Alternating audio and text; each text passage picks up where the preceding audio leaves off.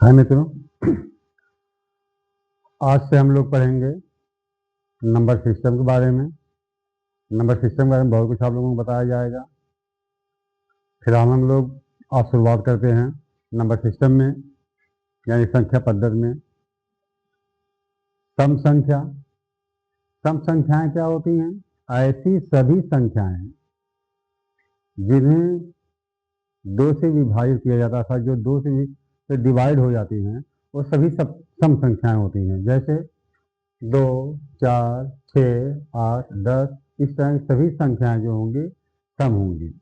और अगर कभी कभी बड़ी संख्याएं भी होती है, जैसे हजारों में, लाखों में, करोड़ों में दी जाती है, और अगर हमसे पूछा जाता है कौन संख्या सम है और कौन से विषम है, सम संख्या जानने का सबसे आसान तरीका है उसका हम 1 से डिजिट देखेंगे, यानी इकाई का अंक।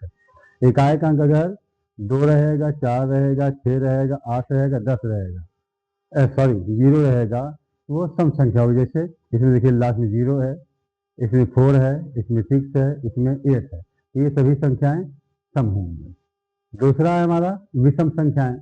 विषम संख्याएं क्या होती हैं?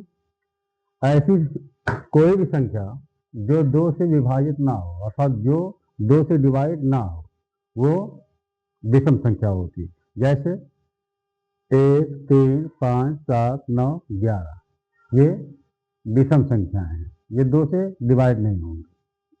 फिर हमारा आता है अभाज्य संख्या। अभाज्य संख्या ऐसी कोई भी संख्या जो एक और खुद को छोड़कर किसी भी अन्य संख्या से डिवाइड ना हो, वो अभाज्य होती है, जिसको हम प्राइम नंबर कहते हैं। जैसे 2, 3, 5, 7, 11, 13, 17, 19, इस तरह तमाम संख्याएं हैं जो किसी भी संख्या से डिवाइड नहीं होती हैं, या तो वो एक से डिवाइड होंगी या तो खुद से डिवाइड होंगी। इसके बाद आता है हमारा भाज्य संख्या, जिसको हम कंपोजिट नंबर बोलते हैं। जो एक और खुद को छोड़कर किसी भी अन्य संख्या से विभाजित हो जाएं, वो भाज्य संख्याएं होती हैं।